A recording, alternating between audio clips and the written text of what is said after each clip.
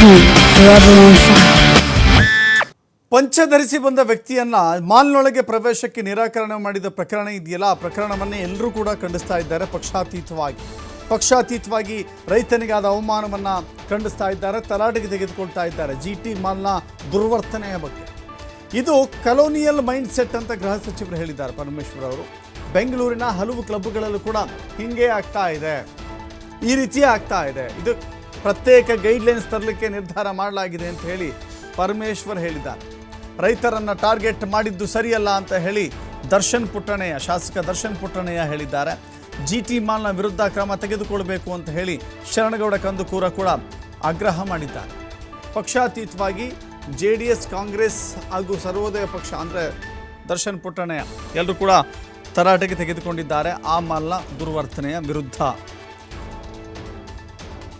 Colonial mind set ಅಂತ ಕರಿತೀವಿ ಇದನ್ನು. ನಾವು ಇಲ್ಲಿ ಏನು ಉಡುಪುಗಳು ಹಾಕ್ಕೊಳ್ತೀವಿ ಅದನ್ನು ಗೌರವಿಸಬೇಕು. ನಮ್ಮ ಕರ್ನಾಟಕದಲ್ಲಿ ಪಂಚೆ ಉಡೋದು ನಮ್ಮ ಉಡುಪು. ಕರ್ನಾಟಕಕ್ಕೆ ಟ್ರೆಡಿಷನಲ್ ಆಗಿ ಆಗ್ತಕ್ಕಂಥದ್ದು. ಆಂಧ್ರದಲ್ಲಿ ಹಾಕ್ತಾರೆ, ತಮಿಳುನಾಡಿನಲ್ಲಿ ಹಾಕ್ತಾರೆ. ಈ ದಕ್ಷಿಣ ಭಾರತದಲ್ಲಿ ಹಾಕುವಂಥ ಉಡುಪು ಇದು ಸಾಮಾನ್ಯವಾಗಿ.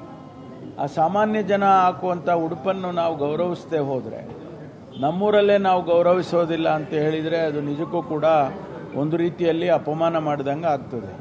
ಹಾಗಾಗಿ ಕೆಲವು ಜಾಗಗಳಲ್ಲಿ, ಬೆಂಗಳೂರಲ್ಲಿ ಕೆಲವು ಕ್ಲಬ್ಗಳಲ್ಲಿ ಕೂಡ ಇಂಥ ಘಟನೆ ನಡೆದಿರೋದನ್ನು ಹಿಂದೆ ಎಲ್ಲ ನೋಡಿದ್ದೇವೆ. ಹಾಗಾಗಿ ಇದಕ್ಕೇನಾದರೂ ಕೂಡ ಒಂದು ಗೈಡ್ಲೈನ್ಸನ್ನು ಮುಂದಿನ ದಿನದಲ್ಲೇ ಹಾಕಬೇಕಾಗ್ತದೆ ಅಂತಕ್ಕಂಥದ್ದು. ಸರ್ಕಾರ ಇದನ್ನು ಗಂಭೀರವಾಗಿ ಪರಿಗಣಿಸ್ತೇವೆ. ಪಂಚೆ ಹಾಕಬದ್ದನೋ ಏನು ಹಾಕಬದ್ದನೋ ರೈತನಿಗೂ ಮಾಲೆ, ಎಲ್ಲರಿಗೂ ಮಾಲೆ. ಅದು ಸೇಲ್ಸ್ ಆಗಬೇಕು ಅಂದರೆ ಎಲ್ಲರನ್ನೂ ಬಿಡಬೇಕು. ಮಾಲನ್ನು ಆ ಥರ ರಿಸ್ಟ್ರಿಕ್ಟ್ ಬರೀ ದುಡ್ಡಿರೋರಿಗೆ, ಚೆನ್ನಾಗಿ ಬಟ್ಟೆ ಹಾಕೋ ಬಂದಿರೋರಿಗೆ ಮಾತ್ರ ಬಿಡೋಕ್ಕೆ ಅಂತ ಆಗಲ್ಲ. ನಮ್ಮ ದೇಶದಲ್ಲಿ ನಮ್ಮದೇ ಆದಂಥ ಕಲ್ಚರ್ ಇದೆ. ರೈತರು ಸಾಹುಕಾರರು ಪಂಚೆ ಹಾಕತ್ತಾರೆ, ಬಡವರು ಹಾಕತ್ತಾರೆ. ಆದರೆ ಈ ರೈತರನ್ನ ಟಾರ್ಗೆಟ್ ಮಾಡಿ ಅವರು ಬಿಡದೇ ಇರೋಂಥದ್ದು ನಾನು ಖಂಡಿಸ್ತೀನಿ.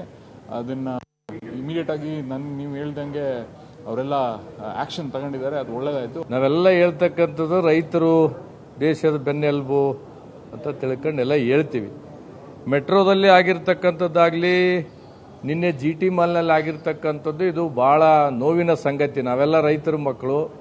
ಅದರಲ್ಲಿ ವಿಶೇಷವಾಗಿ ಫಕೀರಪ್ಪ ಅಂಬೋರು ನಮ್ಮ ಉತ್ತರ ಕರ್ನಾಟಕ ಭಾಗದವರು. ಅವರಿಗೆ ಆ ರೀತಿ ಅವಮಾನ ಮಾಡಿರ್ತಕ್ಕಂಥದ್ದು ಪ್ರತೀಕವಾಗಿ ಖುದ್ದು ಸಹ ನಾನು ಪಂಚೆಯನ್ನು ಉಟ್ಕೊಂಡು ಬಂದಿದ್ದೀವಿ ವಿಧಾನಸೌಧಕ್ಕೆ. ನಾವು ಎಲ್ಲ ರೈತರ ಮಕ್ಕಳು, ರೈತರಿಗೆ ಬೆಂಬಲವಾಗಿ ನಿಲ್ತಕ್ಕಂಥದ್ದು. ಮತ್ತು ಮೇಲಾಗಿ ನಿನ್ನೆ ಮುಖ್ಯಮಂತ್ರಿಗಳಿಗೆ ಪತ್ರನೂ ಬರೆದಿದ್ದೀವಿ ಮತ್ತು ಉಸ್ತುವಾರಿ ಮಂತ್ರಿಗಳು, ಉಪಮುಖ್ಯಮಂತ್ರಿಗಳಿಗೆ ಪತ್ರ ಬರೆದಿದ್ದೀವಿ. ಯಾರು ರೈತರಿಗೆ ಅಪಮಾನ ಮಾಡಿದ್ದಾರೆ